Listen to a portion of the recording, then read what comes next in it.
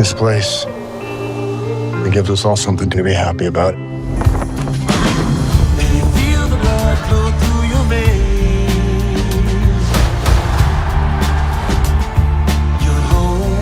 I promise it's not too late. Not for this town. And not for us. You're doing better than good. You're doing better, much better, better than good.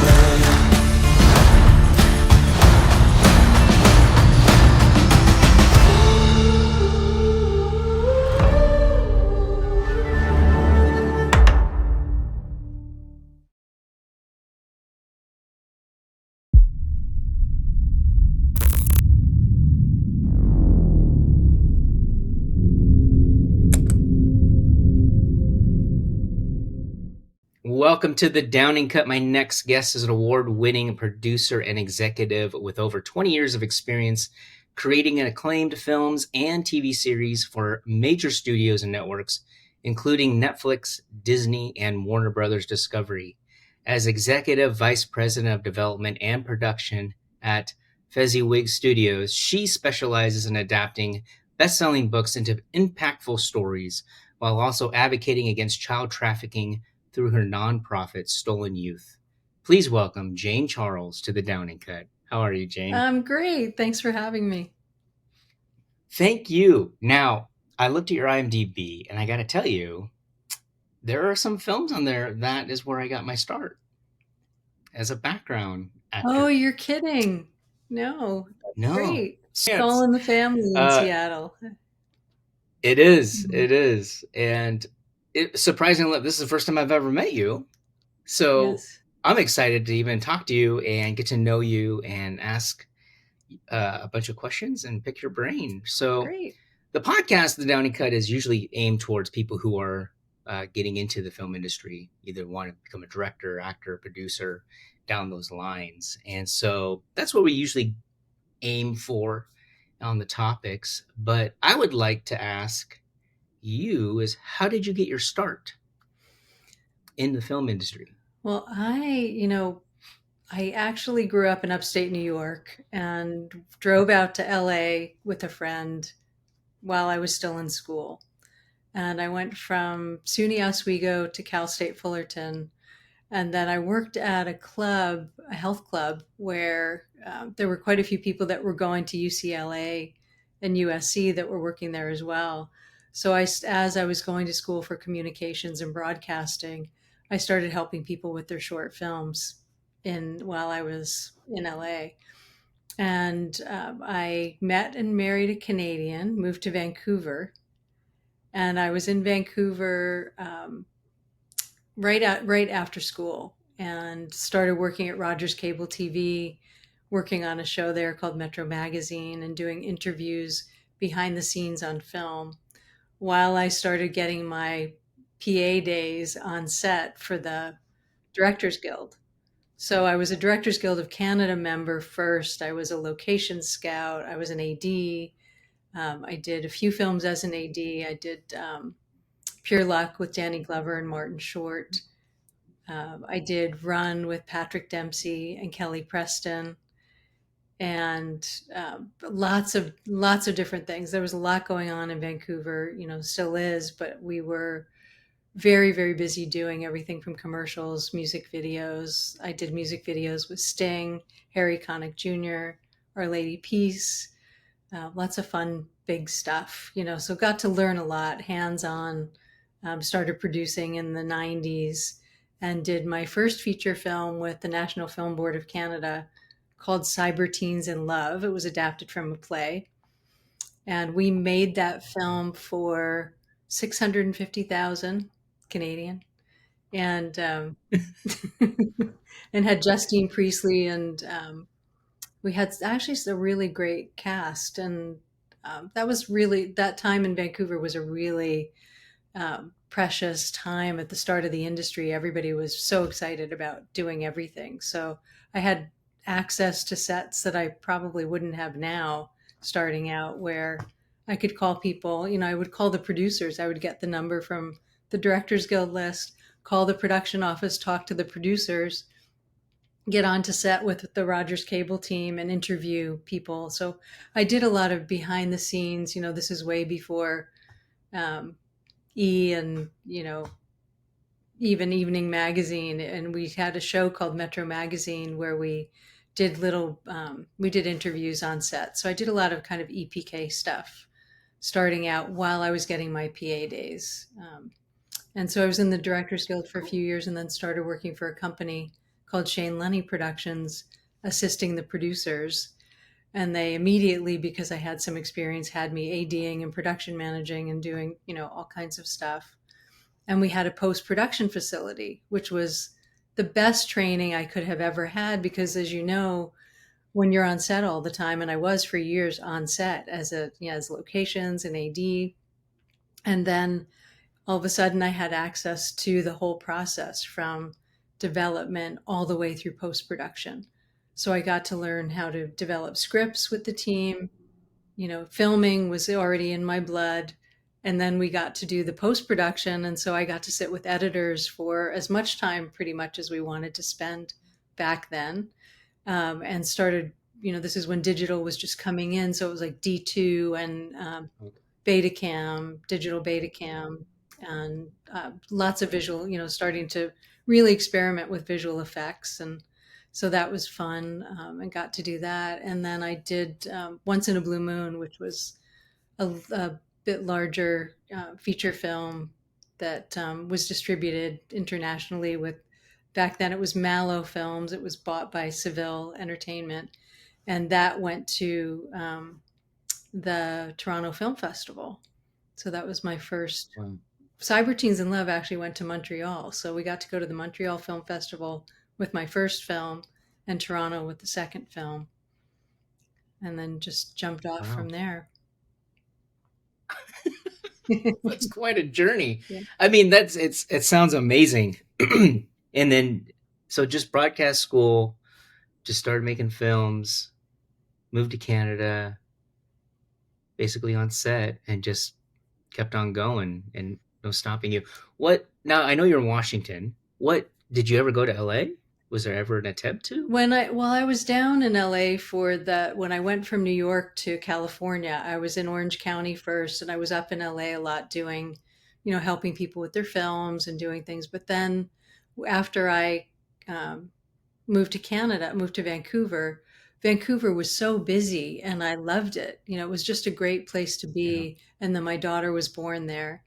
And so I spent 22 years in the Vancouver film industry and really had, Wow. was part of the community. I still am up in Vancouver quite a bit. And, we've done our last few films in Victoria.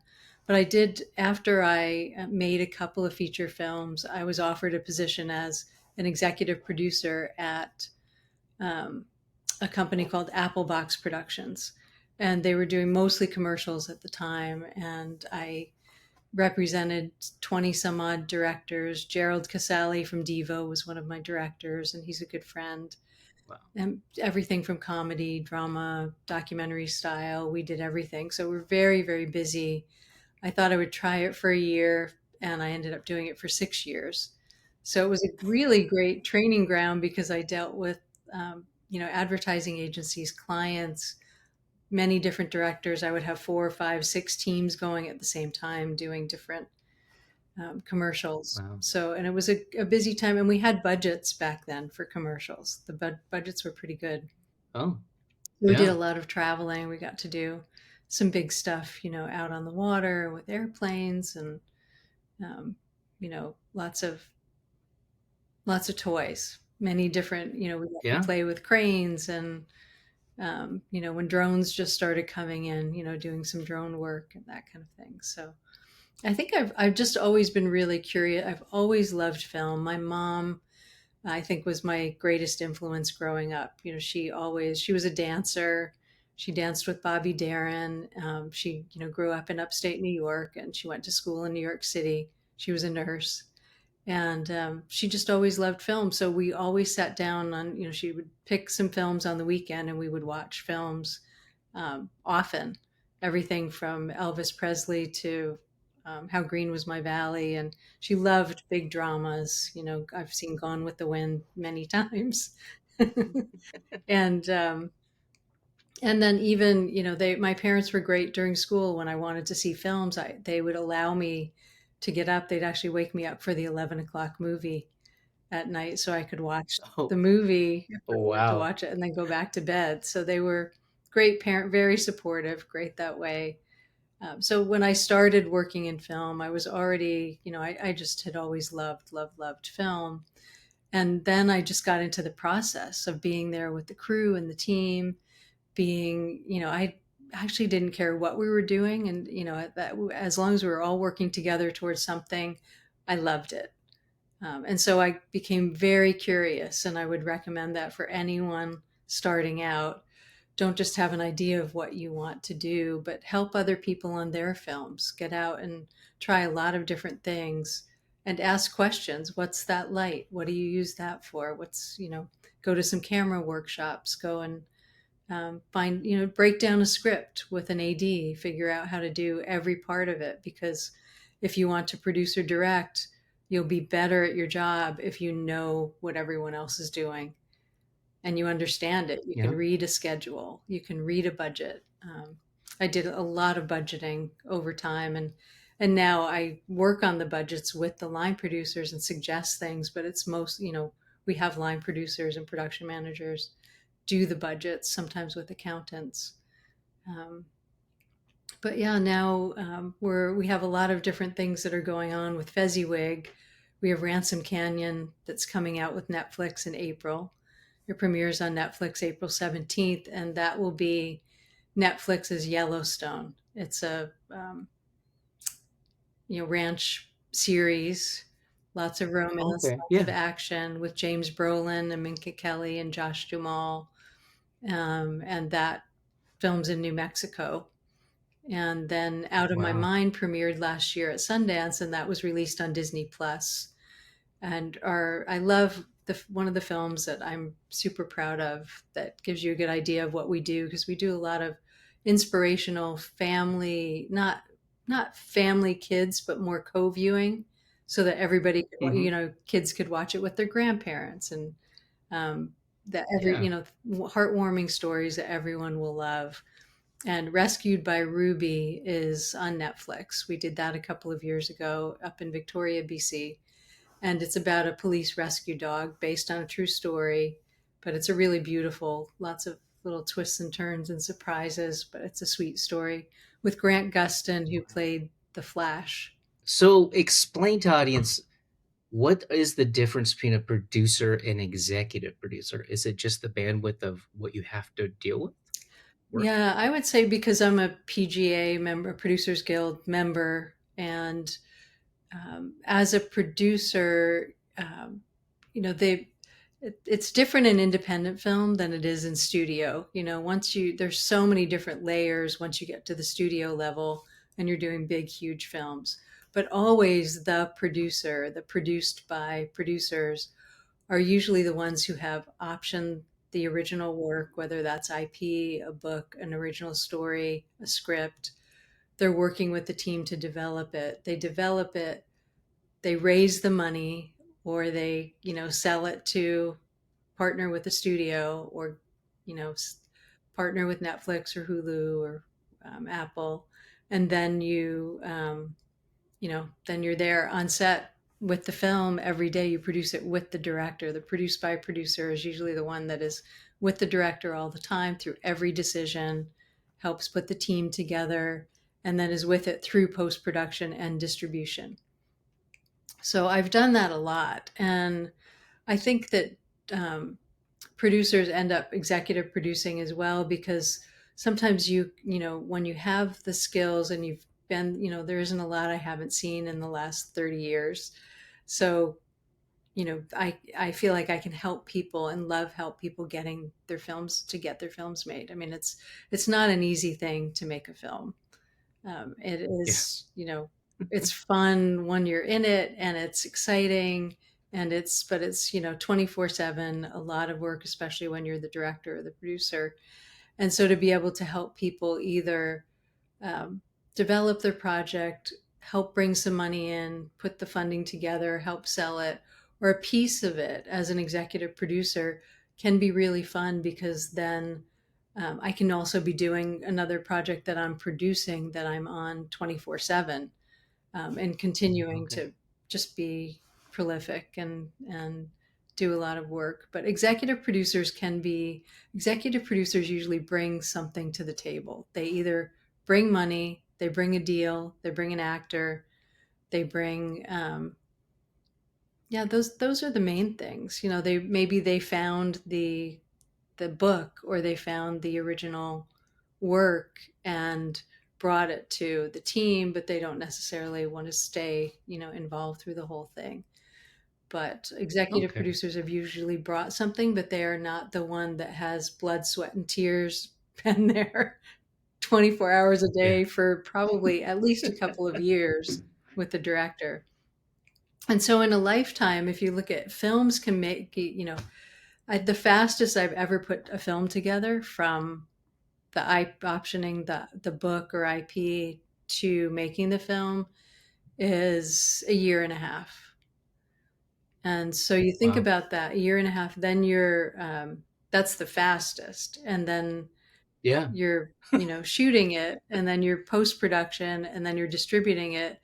So that's about 3 years, of your life pretty much. So as a Hmm. producer, if you're the produced by producer, how many films can you do in your life? You have to, it really becomes a choice of where you want to put your energy. And I really want to put good things out into the world and things that will inspire people, have some good messages, and especially now have some messages of hope, give people some hope, have, bring a lot of diverse voices to the table and find stories that need to be told, that are maybe millions of people have read the book and have loved it, and then we know there's an audience there, and then bringing in actors that we know people love, and then finding that audience, getting it out to festivals and bringing it out. That's the fun part. What's the requirement to join the PGA? I think you have to have done 2 feature films as a produced by producer. I know it's changed over time. It's on the website, but I believe that you have had to have done um, 2 feature films as a produced by producer, and then you have to be sponsored by. Your application has to be sponsored by, I think, 2 members of the Producers Guild. So you have to Okay. somehow, be a part of the industry. If you've been working as a Yeah. producer for a long time, you've had some produced by films, and other people that are probably members. And so it just takes time, to get those credits and get into it. Yeah. You can also join as an associate member, I believe. So if you're an AD Hmm. or you're an assistant or associate producer, I think there are other levels of membership in the Producers Guild. There's a budget though, isn't there? Like a certain amount of the budget the film is budgeted at as in order to hit that threshold. For the Is that Producers a Guild, requirement? Hmm. I'm not. Do you mean to use the PGA on your name for the credits? Because that's Hmm. a whole other process. So joining the Producers Guild is one thing. You have to apply, you have to get your membership, and they let a certain number of people in each year, I believe. And then you pay your due. You have to pay an initiation fee, and you have to pay your dues. So you pay your dues every year. You get your screeners, like with the Directors Guild and the other unions and guilds. You have access to Producers Guild screeners, which is pretty great because there's an app that you can put on your TV, on your phone, and your computer. So you have access to all the award nominated films, documentaries, Wow. features, shorts. And so you can watch them, leading up to the awards, which is great. So that it That's gets cool. very busy because, of course, toward the award season, you want to try to catch up on everything you haven't seen in the theater, but it makes it convenient Yeah. to see everything. Part of the judging too, then for the awards. For the Producers Guild Awards, just Okay, for the Producers that Guild makes Awards, sense. for the Got it. Academy Awards, you have to be a member of the Academy, and I'm not a member of the Academy right now. Not yet. Not yet. Not yet. So, Jane, you've had a lot of experience. You've made films, you've been on the front end, the back end, in between. What qualities or skills do you believe set an exceptional actor apart from the rest? Actor, an exceptional actor apart from the rest. Wow. Probably being present and listening. You know, there also has to be, uh, I've seen some very, very, very structured and disciplined actors. And when we're talking about actors, especially just starting out, I have Karina and Rochelle Bano were in the Ruby Landry films that we did in Victoria in 2020. They're an Australian um, team of twin sisters, and they were both in those movies. They played twins in the movies, and we had done a wide search for twins. Well, Rochelle was just in The Better Man, the Robbie, is it Robbie Morrison? Robbie, the one where he looks like a chimp. Have you seen the ads for that? It's called Better Man. It's such a good film. It's really a great film. Yeah. But Rochelle is in that film. She was one of the most disciplined actors I've ever worked with. She had notes on everything she wanted to do in the script, almost every line. She did a lot of rehearsing, rehearsed all the time, took her time. She worked on every aspect of, being an actor: voice, athleticism, dance, singing. Um, she was always learning. So I would say, actors, you never know what you'll be asked to do in a film. And so a film might come up where you need to dance or sing. A film might come up where you need to have an accent. And so learning, working with your voice, learning different accents, but really finding a way to to prepare yourself. And it's, you don't have to be a method actor if you find your own way, your own method. I find every great actor has their own method. They have their way of getting into the character, to recall, emotions, to conjure up, say, the spirit of that um, character that they bring to set with them, and so that they Yeah. can get into it right away, when the camera rolls. And Amazing. What? yeah. Oh, no, go ahead. Oh no, there's so many different ways to do it. There's not one way, but discipline and continuing to do everything you can, do short films, do commercials, do, practice in front of, get a camera, practice in front of the camera, do as much rehearsal and practice that you can, do workshops with other actors, find director workshops and volunteer to be an actor in a director's workshop so you can be directed by different directors, throughout that, because everyone directs differently. And sometimes you'll be given a lot of notes, and sometimes you'll be given nothing and just told to, come in and do it. So it's every director is different. And it doesn't hurt to be someone that people really want to be around. The great Yeah. actors that I've worked with have this light and this presence that's really, and I have to just say, this is what it feels like to me. The base of it is love. They Mm. love what they're doing.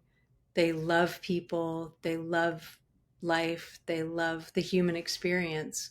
And it really, if actors are not happy, it comes across in the work and in the whole film. It just, um, yeah, I'll stay on the happy. When actors come to work happy and they love what they're doing, everybody else loves it too, because that rubs off on, the crew.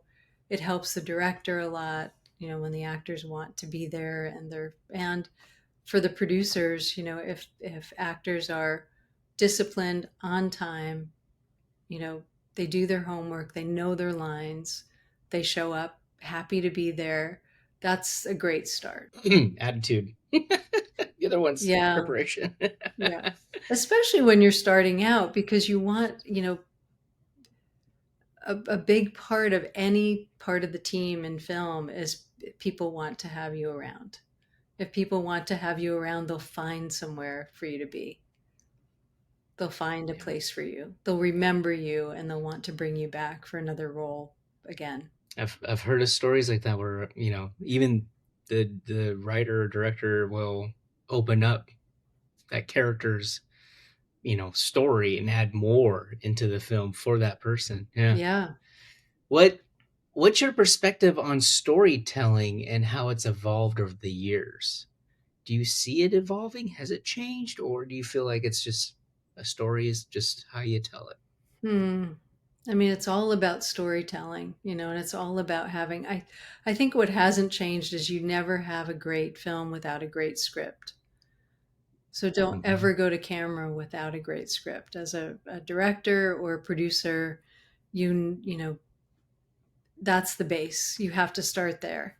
And if it takes you another year to make your good script great, if it takes you another 6 months, whatever it is, do it and keep getting feedback. Keep getting feedback from people, um, because you can't write in a box and you can't write alone and expect it to be great. Some of the best, I even heard Sean Baker, who I'm very happy for, who won the Oscar, him talking Yeah. about his writing. And a lot of directors have friends who are directors and friends who are writers, and they constantly, the good ones, are bringing their team together. I mean, um, Steven Spielberg, George Lucas, all of those guys always had a team around them. Kathleen Kennedy and her team, they always get feedback from each other. All of them, and so that's something that I try to do too. I have a producing partner, Dan Angel, who's the best producing partner I've ever had. He's just open. Nothing's ever wrong, never gives negative feedback, just always helps move things forward, and is so positive. And so that's, I learn from him constantly, and I hope he does from me too. And that's the thing, is if you challenge each other, if you always have ideas, if you're bringing things to the table and continue to, producing is basically being an entrepreneur, because you have to start a new company every time you start a film. You're starting a new Yeah. company, you're raising money, you're putting it together. You have to like that process of starting. Is the executive producer also part of that? I mean, you're finding investors and you're finding the money. What about the distribution part of it? Is that also a large part of being an executive producer? Not Finding usually. distribution? Sometimes the executive producer will bring a sales agent or will bring a distributor to the table. Most of the time, that's the producers. I think because we live with it for so long, that we tend to be the ones dealing with the distribution as well, because it's part of the company, and finding the right people to work with. It's different for each film. And it's, I've done everything from self distribution and raising the money on Kickstarter, Indiegogo to distribute the film, to having Netflix or Disney, or someone who helped, we partnered with them. They paid for the film, we got to make it, and then they come up with the marketing campaign. We get to sit in on a meeting and see all the great work that they put together, and then they put it up on their streaming platform. And that's after having spent years distributing and, traveling around to 26 film festivals for Sold, going to India and Dubai and travel, always Wow. having a ticket in my pocket while we're releasing a film. It's nice to do that sometimes, to just have, films that you get to make, and they come out and they have an audience because that streamer has an audience. But I still love theatrical more than anything. You can't beat sitting in the theater and seeing a film on the Yeah. big screen with the There is group. definitely an energy. Yeah. Yep. Yeah, there's an emotional energy, there's an excitement about it. And I love film festivals for that reason too. I think film festivals, for any start, beginning producer, director, actors, anyone in the industry, go to the film festivals. And, if you have a film festival in your town, go as often as you can. Try to go to everything, go to see the films, but go to the ones that have Q&As where you can learn something and meet people. If they're actors and you love the film, go up and meet them after, because maybe they can be in your film. If you are an actor, you can go up and, this is an opportunity to meet directors and producers, is at, film festivals, at parties, at Q&As, at panels. Put yourself out there and meet people, because you won't get anywhere unless you start getting to know people in the industry. Exactly. So many of your projects are based on best-selling books. What do you find most rewarding and challenging about adapting literature to the screen? It's finding the right writer to adapt that book is always a challenge.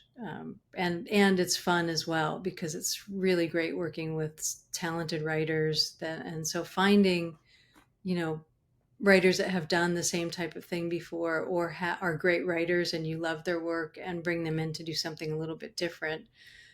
That's a fun part, but it's also challenging if you don't hit it right at the beginning.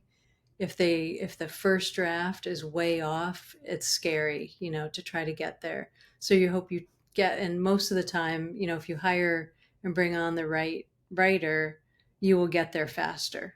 You will get there if it's an experienced writer who knows the structure, knows how to do it, and pitches you an idea for how they see it and how they want it. You can go with them. But that's also the greatest challenge, is getting a really good script from a book. But I have found it much easier because there's already a story there. There's always already arcs for the characters. They're usually much longer than what you can do in a screenplay. But there's already a great story there that people have loved. So you already have something to start with. And that makes it easier because the writer can see that. And just sometimes it's great to discover a unique screenplay that someone has written with a unique story that's not from a book. But it's those are harder to find. Yeah.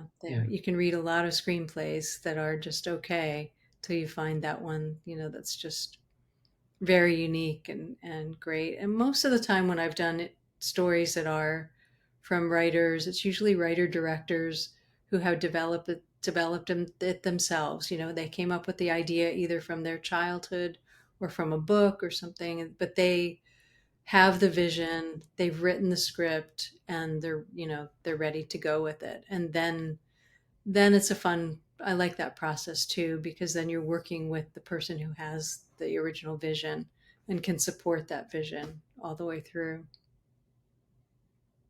Is there a place that you're going to find scripts, original stories, or are people pitching you their script? Most of the time now it's people pitching scripts. I don't usually go looking for them unless we go in for a meeting and someone says, do you have another dog movie, or do you have another Christmas movie, or do you have then Yeah. I'll put the word out to some writers that we know, and don't usually go to online platforms or anything like that. Usually just go out to writers and agents and say, we're looking, do you have anything that's really good and ready to go?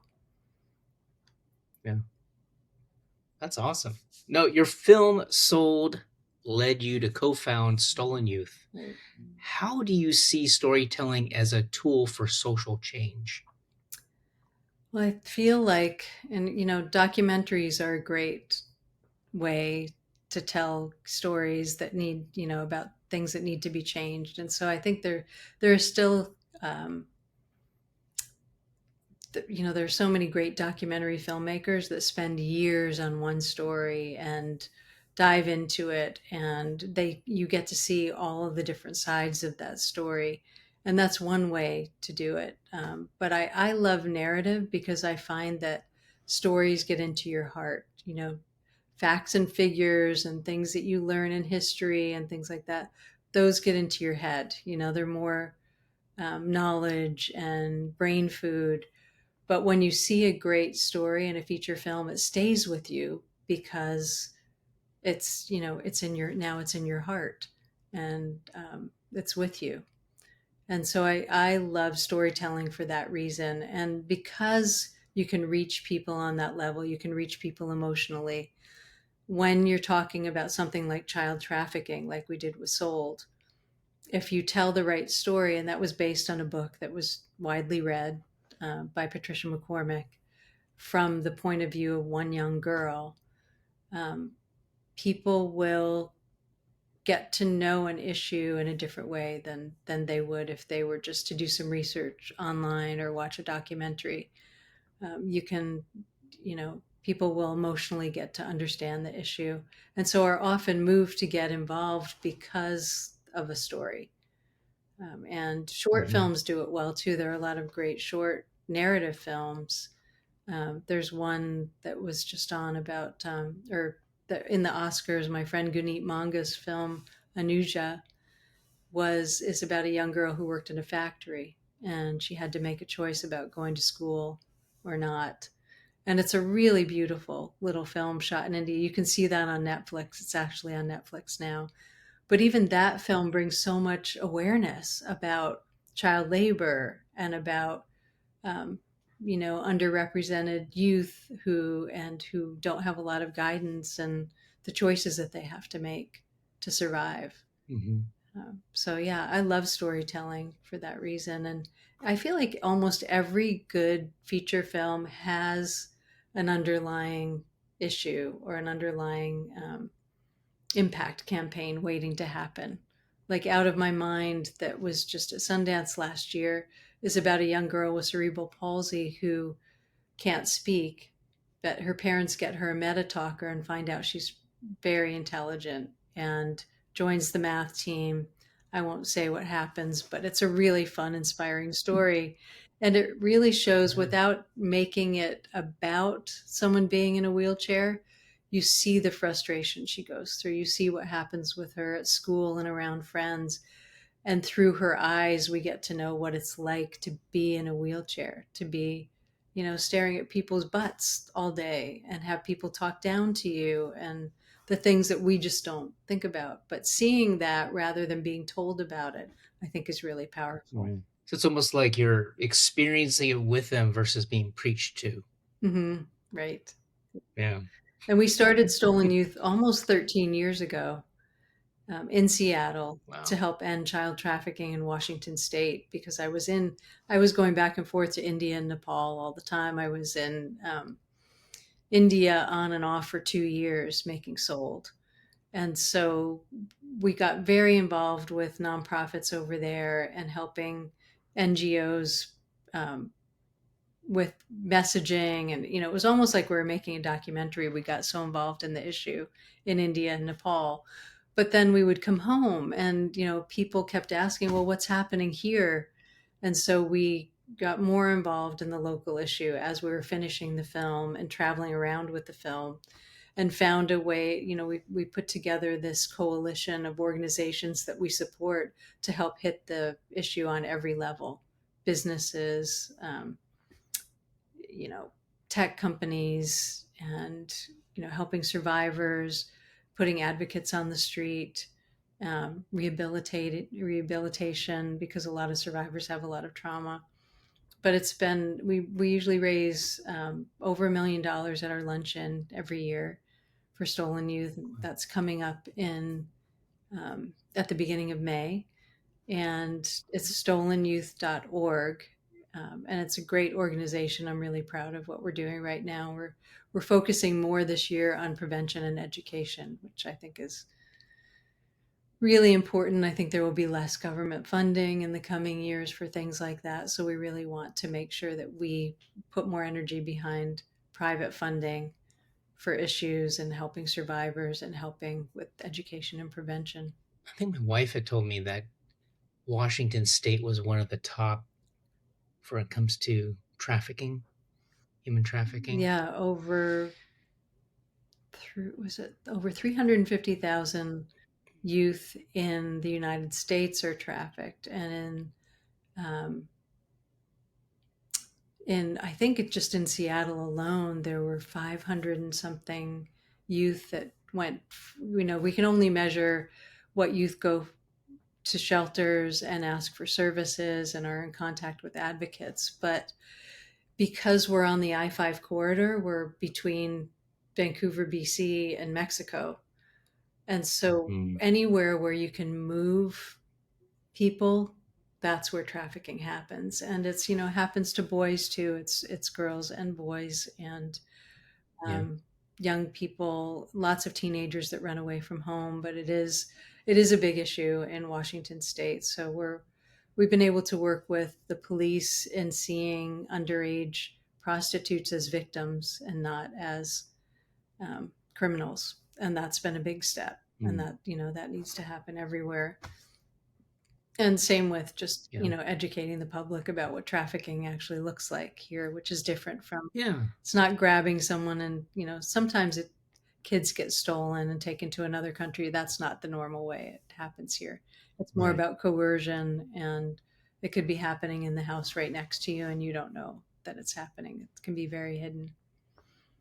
But there Yeah. is hope and there's a lot of good work being done. And I think now more than ever, we all need to keep doing the good work that, they say if you get involved with an issue and stay with it for 10 years, you can see real measurable um, progress. And we definitely have seen that with stolen youth. So I think if you care about something, no matter what it is, whether it's dog rescue or the environment, or do something, contribute $10 a month if you can. Go and volunteer. Write to your representatives, whatever you can do. If we all do a little something, that'll be a good start. We'll link it in the show notes as well, the website. So going back to the producer part, what qualities do you believe are essential for a producer to successfully shepherd a project from concept to completion? The wide range of things. I think you definitely have to be an entrepreneur. You have to have a business mind, but you also have to have a creative mind. So you have to be a creative business person in a way. A lot of it's psychology. A lot of it is, mentoring, coaching, team leadership, being with people that, working with people to help bring out what they are good at and what they love, and finding ways for the team to work together and be inspired, to do good things. Um, I I think, yeah, having good boundaries. It's a very you have to have a lot of energy all the time and also you have to be a good listener, because usually with a producer, the director is, once you're on set, the director is on set all the time, running the set, with the AD, with the assistant director, and the producer is there, and the producer can be, at the monitor, can be talking to the director, can be, so the love, I think the love of people and the love of collaboration and working with people is really essential. And also just amassing the experience of being on set and seeing what happens and understanding the process of filmmaking, so that when you hit a roadblock, you know what to do. Because a lot of the time that's what happens. A camera's down, the we had a heat, we actually got shut down one day. We decided to shut down one day in Vancouver during Rescued by Ruby, because it was a heat wave. It was 110 or something where we were planning to shoot, which was a little bit more out in the valley. 110? It was 110. And there were already some people that, we were starting later in the day, but Yeah. it was dangerous, and so we had to make that decision to shut down for that day. And I think those things that cost, you always have to be balancing the budget to the needs of the show. So having an idea of budgeting, scheduling, and then team leadership and listening and management are all equally important. Think of a project manager that just comes to my head. Yeah. And it's because but when you're producing, you also have to creatively help guide the director, support the director's Mm. vision. One, you have to be in line with that vision and want to support that vision. And then as you're supporting the vision, there are decisions that have to be made every minute that the director won't be around for. You're dealing with a wardrobe stylist who can't get the fabric that they wanted for the directors. And, the director wanted this specific uniform, whatever. And it may turn into a side meeting where, that I get pulled into, where we're making phone calls, we're looking at different fabric, then I go back to the director and talk to the director about what we can do. And so it's always having new ideas, problem solving, and,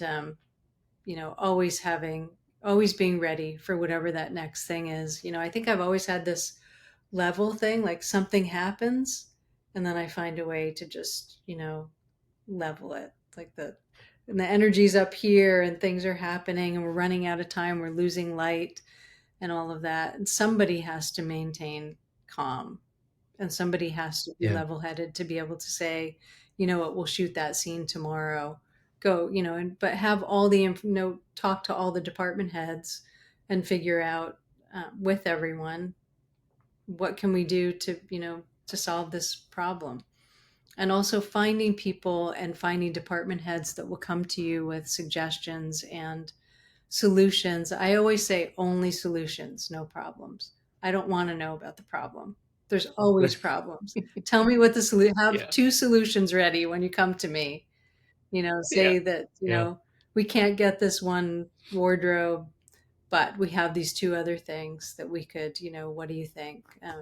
And I might say, we need a third one because I know the director might not like either one of those, or, um, you know, uh, yeah, there's a lot of creative input that happens behind the scenes, and then also on the script, developing the script, you have to have a story mind. You have to get to know story. You have to at least know what you like and don't like, or know what works and doesn't work. And as you go on in your career, and that, you're never going to know everything right off the bat, and you won't have that, I guess, ability to edit and give good notes until you've read a lot of scripts, until many. And I would say that's another thing. If you want to direct or produce, read a lot of scripts. Read as much as you can all the time, because then you'll get a sense of cadence, you'll get a sense of storytelling, you'll get a sense of tension in the script, or what's boring, what's lacking, what needs to be punched up, those kinds of things.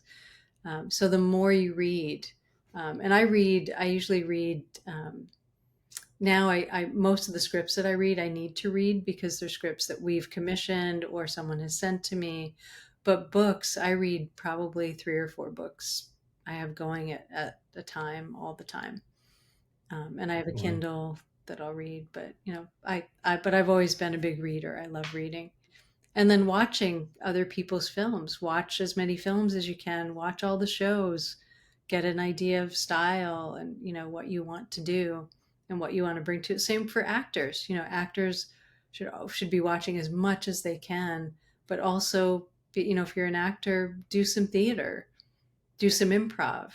You know, do you have to flex that muscle for it to stay elastic and to be good at it, because you really have to be a chameleon and be able to bend through things. So if you just show up as you all the time, you're not going to be bringing much to auditions. You have to be able to call on different things. And if a director asks for something and you try it and they want something different, you have to come up with something different, that might be a character that from a film that you've seen, or you might go just off the, anyway, there's, it's just being creative with it, but always learning. I think that's the key to having a career in the industry. Things change every day. Distribution changes, production changes. The movement in Los Angeles and in New York of executives who leave companies, who move to different companies. It's the landscape is always changing.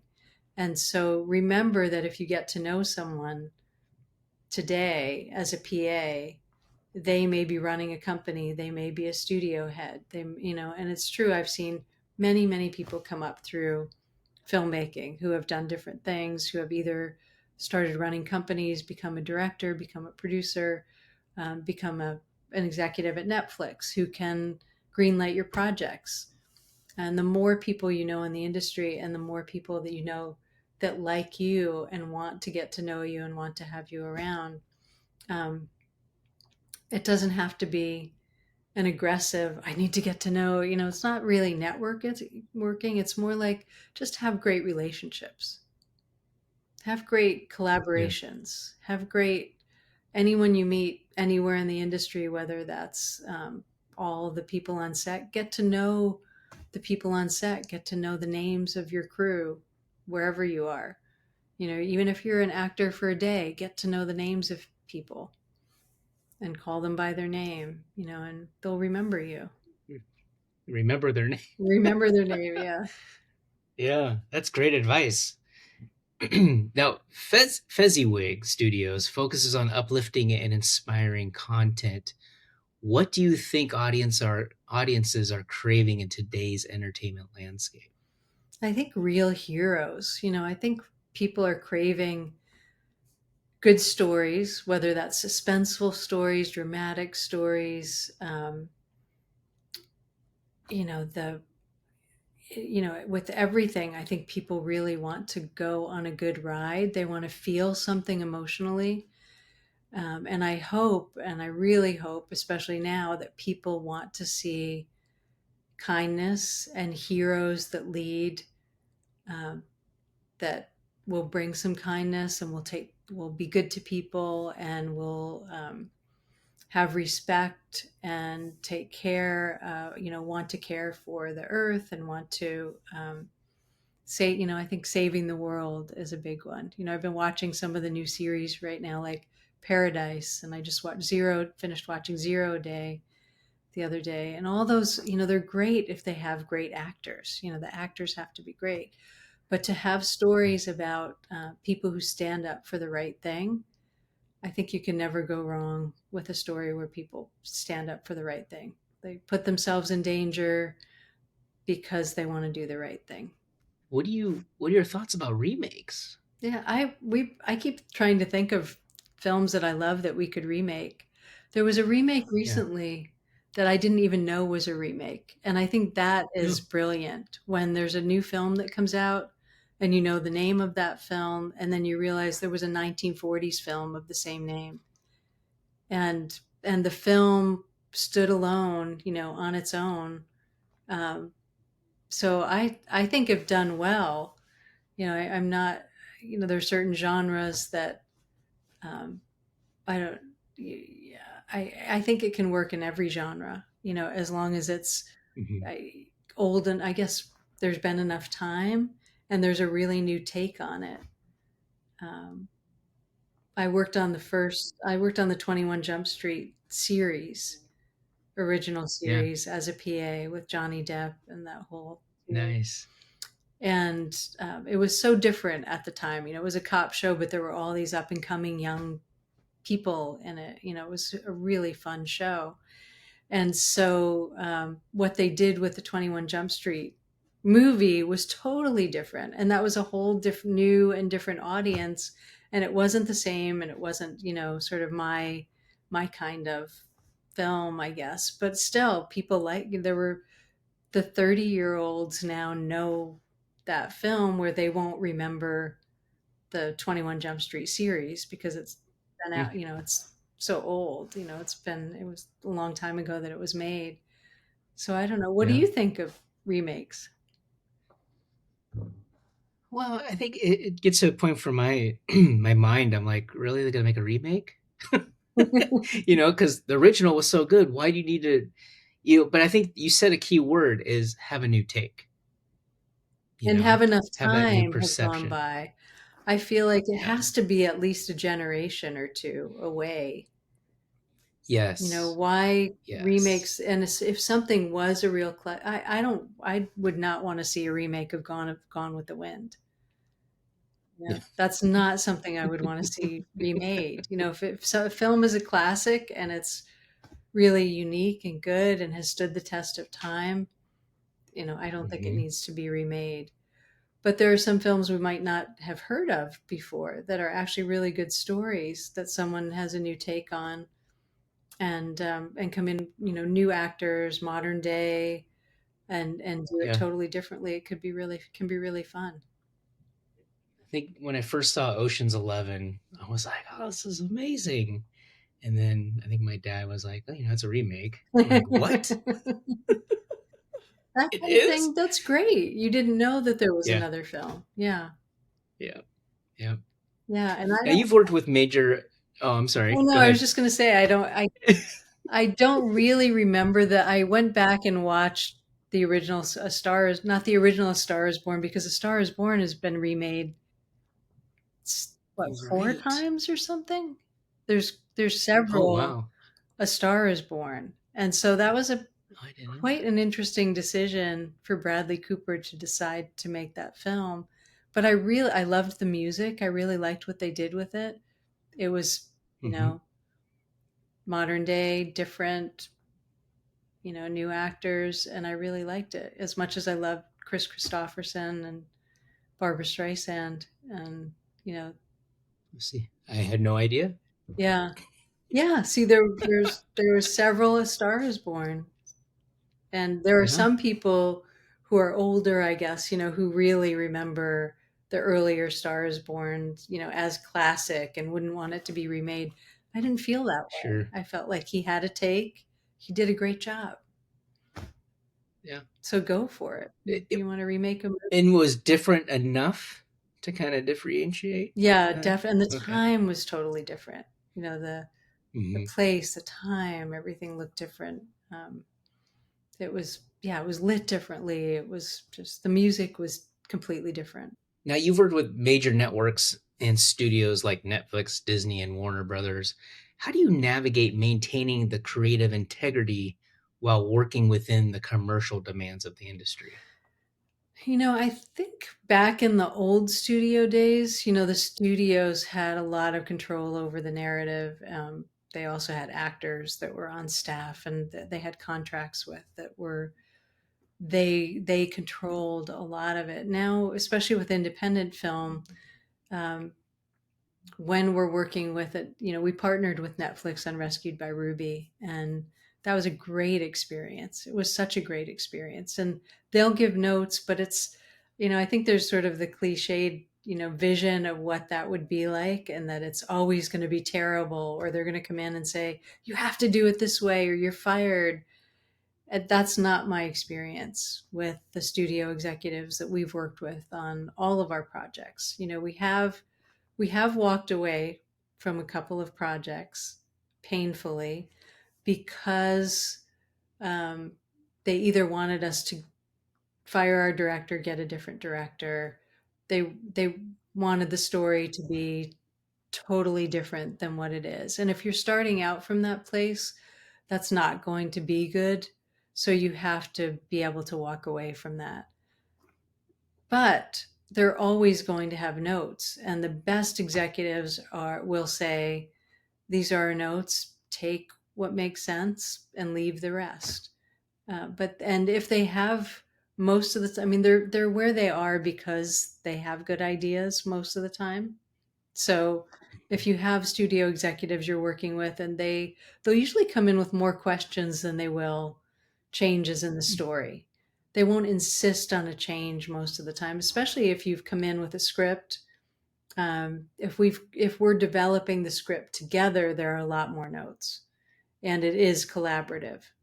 But they're reasonable. 99% of the time, it's a great experience. And it really is also That's having a team that listens, because we can find ways to talk about it. If the director really doesn't want to do something that the studio has suggested, we'll figure out why, and talk it through and figure out what can we do to make them happy. And maybe it wasn't exactly that one thing that needed to be changed. Maybe it was something else emotionally that needed to be changed that would make that work for them. So it's a lot of just working together to figure out what's going on. But a lot of the time, it's us working with our team, with the director, with the writer, and having regular meetings throughout the process. It's not every day. It's usually, once a week we'll have a story meeting during the development, or we'll have, once every 2 weeks. And then once we're ready to shoot, once we're shooting, they, they have very few notes. They will definitely, if they see something in dailies, and they don't always see dailies daily, that can be frustrating because they might see something 2 days later that we've already shot. Mm. And most of the time, they're sensitive to the fact we've already shot something. They're paying for it. They don't want to spend any more money. But if they're excited about something, they'll tell us too, which is fun. That's definitely a different perception than what most of us always hear, which is great. I mean, that gives hope for a lot of the industry. People are coming up in the world and wanting to work with the big There are production people that want companies. to do great work. They want you to do well. And if you remember that really nobody's out to get you, they want you to do well because it will look good for them too. So don't, I think most of the angst and things that happen are when also the filmmakers get really positional, or they have this vision and they don't want anyone to mess with it, and they're afraid to listen because they're afraid that either they'll change their minds. It's about having a great filter where you have your vision, but you can also take feedback, and if something makes sense and you like it, take it. It will make your film Yeah. better.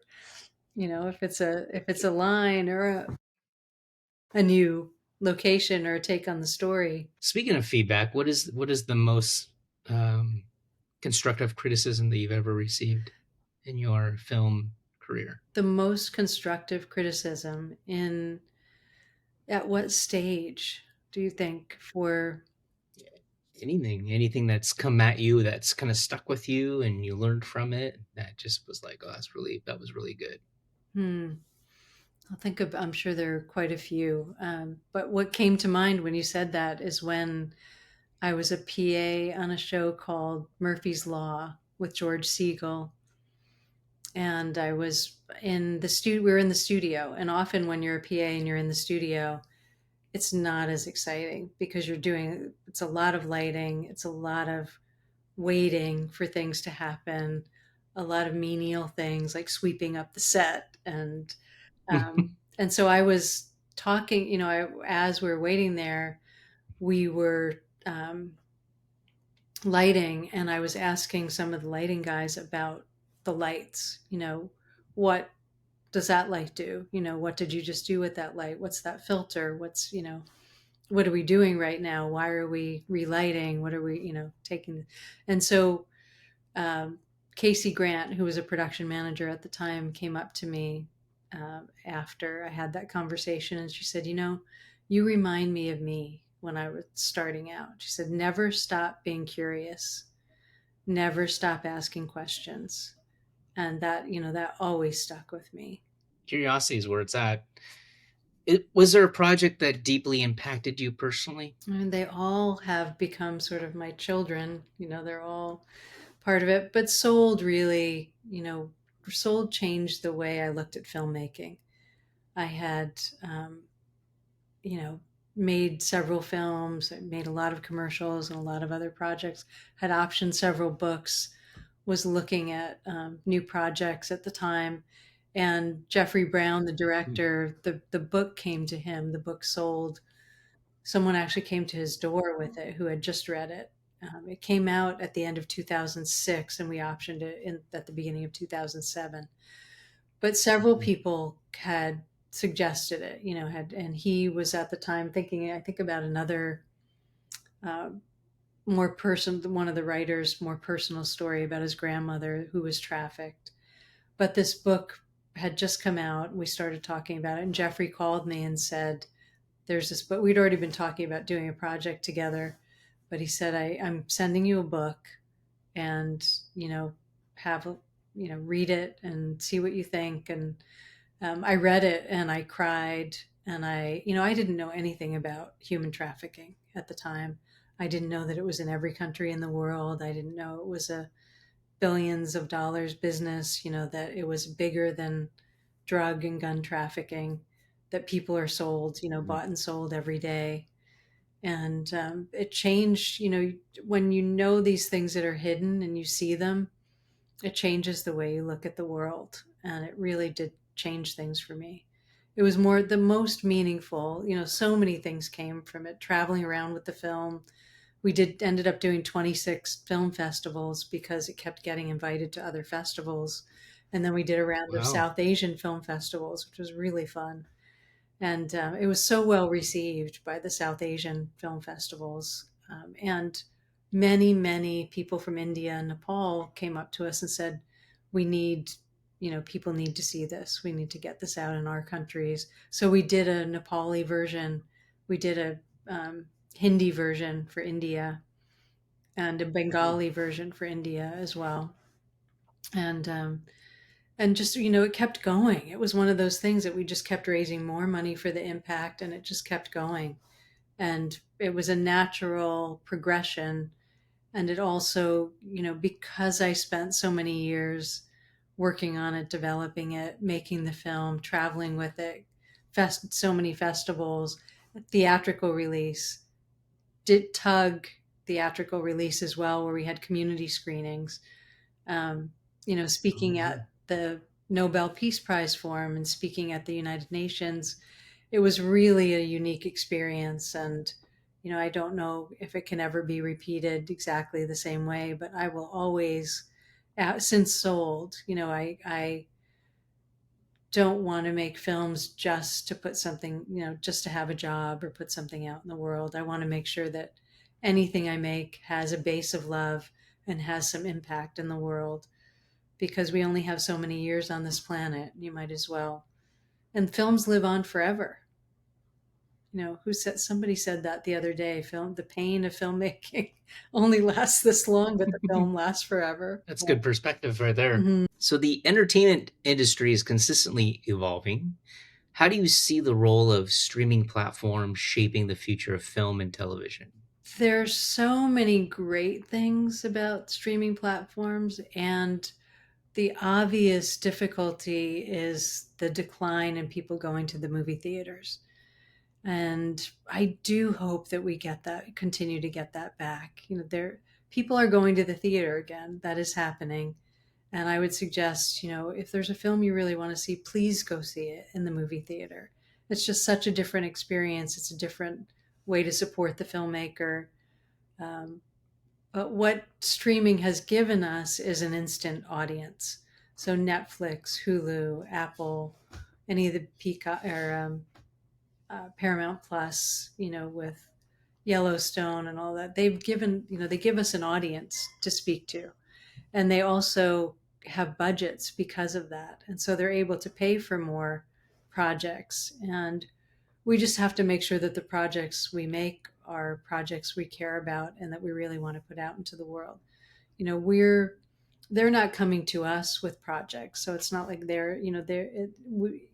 you have to find the projects that they will want to make, but don't cater to what you think an audience wants. Make things that you want to see. You make things that you want to put out in the world, and somebody will want to show it. It will show up somewhere. But it has changed the business tremendously, and it continues to change every day. For example, we do a lot of family content, kind of like Coda and Rescued by Ruby, more of a co-viewing audience type work. And a couple, I would say 3 years ago, just after we made Rescued by Ruby, the Netflix and I think Amazon and a couple of other studios dropped their family divisions, dropped all of their family content, decided that they didn't want to make family content at the time. They decided it didn't make sense for them for some reason. They were focusing on this. And so they let go of, I think Netflix at that point, they had a valuation that was down, and stock evaluation. And so they had to save $100 million or something. So I think they dropped, hundreds of projects. I'm not sure how many exactly, but most of them were family projects, and one of them was one of ours, and that happens all the time. We've had things Wow. in with studios that have had divisions that were doing more movies, and we were supposed to do 3 movies with them, and they shut down that whole division and laid everybody off. And that has happened over the last number of years. It seems to, knock on wood, it seems to be leveling off a bit, where streaming is really working. People know where to find the good projects. They're showing up on the streamers, and they're being promoted by the streamers so that people actually find them, find that content when it comes out, because that can be tricky. And so if you have a streamer that really believes in what you're doing and promotes it, like I believe Netflix is really behind Ransom Canyon, one of our projects that's coming out April 17th. And they're doing promotions already, and I believe that they'll really ramp that up, and it will probably be on the homepage, for a while. And if they do that, people see it. It's just like advertising, people have to see it. And it's really up to the streamers how much they promote. And that can be tricky. The filmmakers have no say in that whatsoever. None. Whereas Mm. when we would do an independent theatrical release, we would work with the distributor. They would say, okay, we'll do 30 cities to start out with. We'll be out in these theaters. We decide on the prints and advertising budget, and either we help with some of that budget or they come up with it, but you have to decide how to spend that money. Are you doing full page ads in the New York Times, which used to be a big thing? How much of it are you spending on Google ads and Facebook ads and, online advertising? Are you, back when there, and still the big, films do, the blockbusters will do commercials for TV. Not usually what happens with, those promotions don't happen that the same way with independent features that go out theatrically. But I think there's still room, and I think that what's happening now, because streaming has been out for a while, filmmakers are starting to partner with the streamers and starting to push again for more theatrical, having a theatrical window before it goes to streaming, or even at the same time as streaming, so that people can um, see the films in the theater if they want to. I think that's, I really hope that more, the streamers continue to be more open to promoting a theatrical release along with the streaming, because it really does help, especially with foreign markets. And for people, the advertising that goes along with a theatrical release really helps people get to know that the film is out there, get to know that it exists, and have a knowledge of it anyway, hear the name several times before they go see it. So Hmm. I do think that there are new models that are happening, and the instead of streamers just saying we're taking all the rights, we want it indefinitely, filmmakers are now saying let's partner on this, let's do some theatrical, let's have it on streaming only on your platform for this many years, and then after 2 years let's also have it on these other platforms, and finding other ways to let more people see it in different ways, which I think is important. You've got to find your audience. I love your insight. Your perception and experience is just full of golden nuggets that it's amazing to hear. Oh, What kind of advice would you give to someone? I mean, I've spoken to actors, I've spoken to directors, I've spoken to cinematographers. Very few have I ever spoken to a producer or executive producer. What kind of advice would you give to someone who wants to get involved in the film community and wants to try to understand the whole process, and but doesn't necessarily want to be an actor, hmm doesn't really want to be a director, but they want to be involved? Like what kind of advice would you offer? work on people's films. I have a lot of friends who were PAs for a long time because they just wanted to work on a lot of different things, and they were not.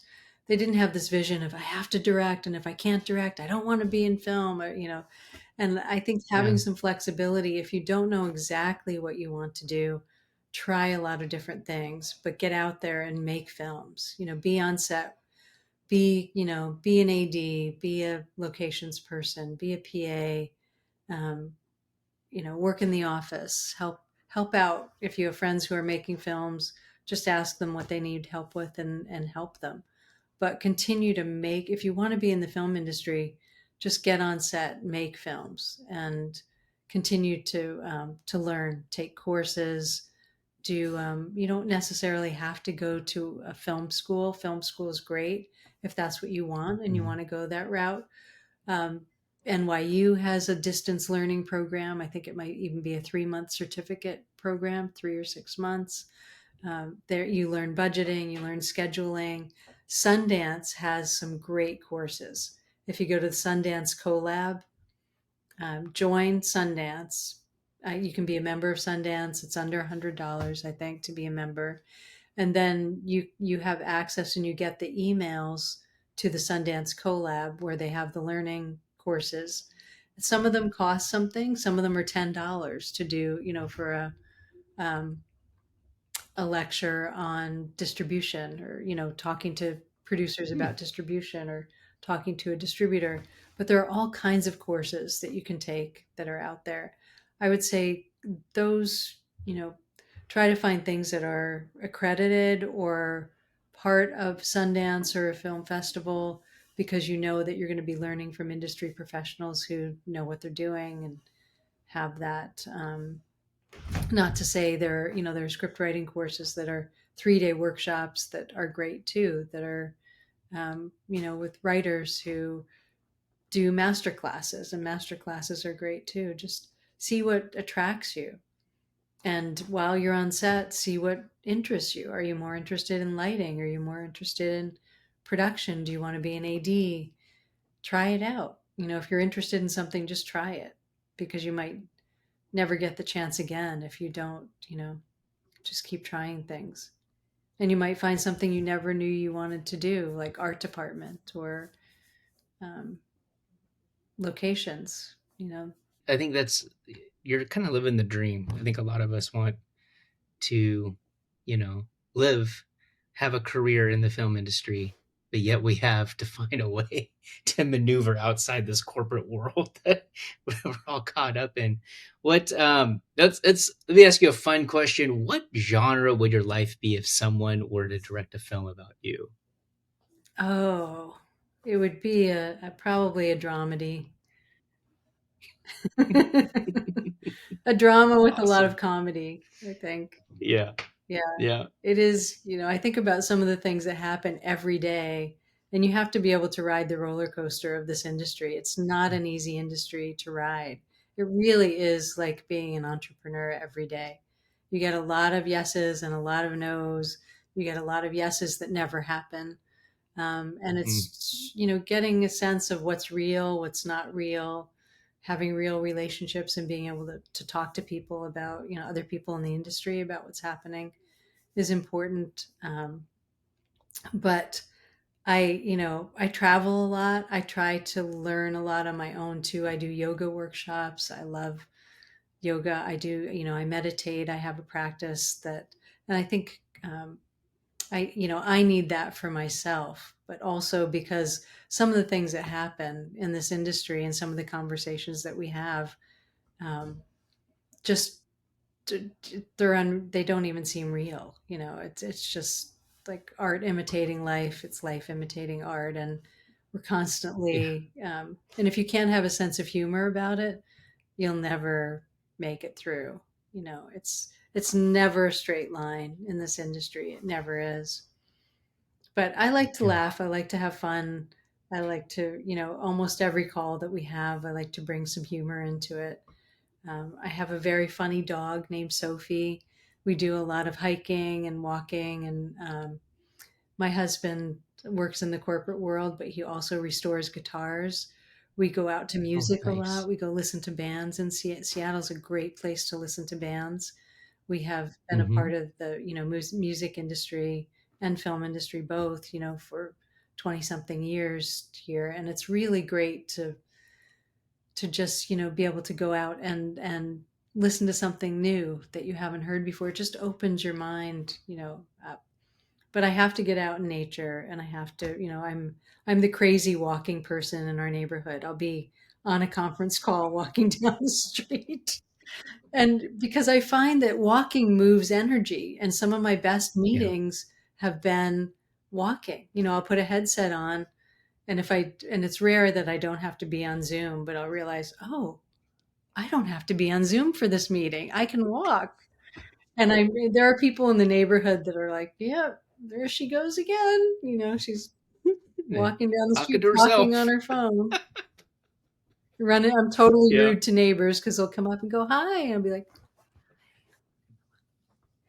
so, I try not to be too rude, but it is, it's just going with the flow and celebrating the things that we can celebrate when the good things happen, and finding ways to relieve stress when you get those no's or something that you really wanted to happen. Like you were out to this one actor and it seemed like they were going to do it, and then you find out that they took another film and they're not doing your film. Things like that can be, Ooh, if you have one yeah. project and you're like holding on so tight, those can be devastating bumps in the road. Um, Find a way to not let them be, because that's going to happen every day. Just know that if someone doesn't want to do your film, you'll find somebody better. It just wasn't meant to be. You Yeah. need to go on to the next thing. So yeah, having a sense of humor and rolling with the punches, I think is a big part of being in this industry. I've learned to roll with the punches for sure. When it comes to the producer profession, what would you say is your favorite tech? Your favorite technology? Is there a specific app you use? Is there something that you always rely on? You find it helps it make things efficient? Yeah, I have in the last couple of years become really reliant on scriptation. I love scriptation, and I got one of the big iPads that's the Hmm. 12, whatever. So it's script size with a flip over cover, and so Yeah. I upload all of my scripts to scriptation, and I have the Apple Pen, and I can make note as I'm reading. I can make notes on the script, and you can actually email those notes to someone. Most of the time I just use them, but that way, um, I can have that with me on set too. I don't print scripts anymore. Even for a long time, I just like that tactile feeling of having the paper script and making written notes on the script and being able to go through it and have it in a Yeah. binder and have it with me. That's been gone for several years, but I really like the iPad thing now. It's given me some freedom, and it's also a great way to be able to make notes quickly, highlight things. But Scriptation is a really cool app. That's awesome. I've never heard of it. Don't know. Good to know. Yeah, and Sharing the knowledge. Chat GPT has been Yeah. fun too for Yeah, let's talk about what are your thoughts on AI when it comes to the film so industry? far, I know that there's a bit of fear out there, and understandably, especially when it comes to actors. I have a friend who did a big film, and all the extras were being scanned. They were only being paid, I think, $150 per person and they were being scanned. Um, and I don't know if this last contract put an end to that, but I know that the Mm, fear was that, then of course you have all these extras that can be in any scene, and you've paid them once for their image, and then you're not paying them for big scenes. So you're just duplicating them in different scenes. That to me is a misuse of AI. Some of the things that I really love I've had over the years films where we've had to age people up or age people down. mm, With AI, it's become so much easier. And I love that we can use that technology for that use. Because even if it's just flashbacks or whatever it is, working with hair and makeup to do that at times has been a nightmare. Even, with mhm. really good hair and makeup stylists. But if you want to use the same actors and you want them to look older, it takes time. It's, anyway, I do love that. And one of my favorite things to use AI and Chat GPT and some of the graphics programs for is pitching, because we still have to have a graphic artist. We still have to have someone putting the images together. So it hasn't replaced that process, but it gives us access to a lot of different images. And we can actually take a character or an actor that we know we want to work with in this role and use that, not their image, but make something that's similar to them so that they could see themselves in the role. That's fun. We never, we could never do that before. And also, just when you're writing and putting together a pitch deck, and we might have a log line or a tagline or something, and asking Chat GPT for some ideas to make this better, not, hey, make this better, but what if we just, if you've used Chat GPT, you have to give it prompts to get what you want. Right. And I have actually really been appreciating it for those times when, instead of, say, using Synonym Finder, that we used to use, or Googling a word and finding it, alternate words, you can find alternate. I love words. I love using words because I love reading and I love different uses of words, but they'll come up sometimes with words that I didn't think of using.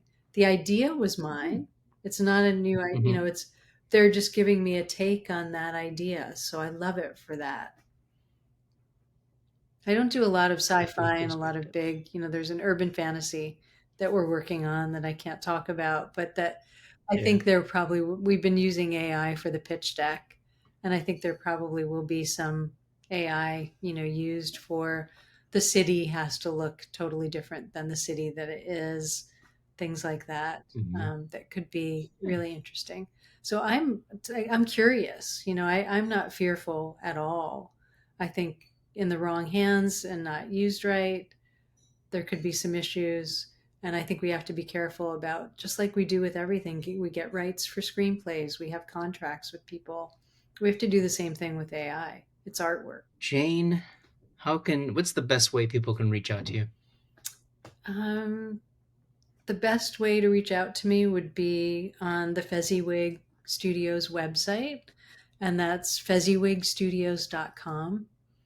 And my email's there, my name's there. You can check out the other projects that we're doing and see. And I think my actual contact info is on IMDb Pro. Well, thank you so much for coming on the Downing Cut. I appreciate your time, your knowledge, and your experience all into one. Thank you so much. Thank you for having me. I hope I see you on set soon. Yeah, absolutely. Well, I appreciate it.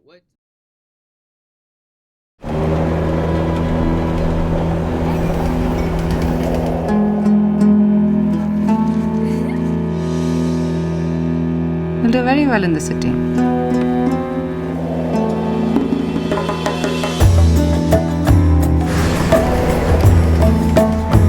Stay close.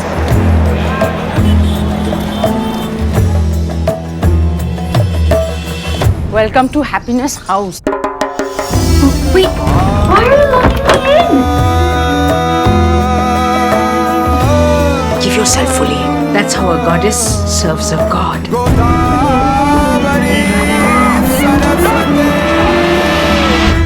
From now on, sweetheart, you will do what men tell you and smile while you do it till all your debt is cleared.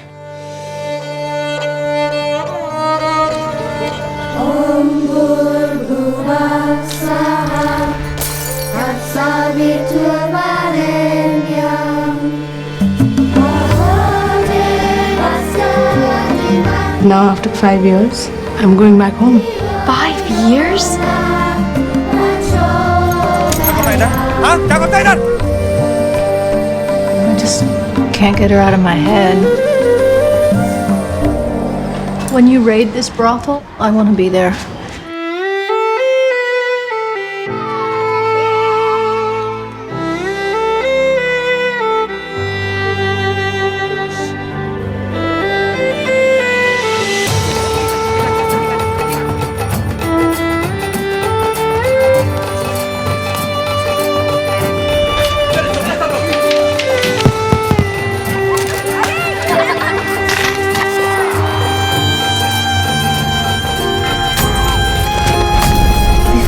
get out of here.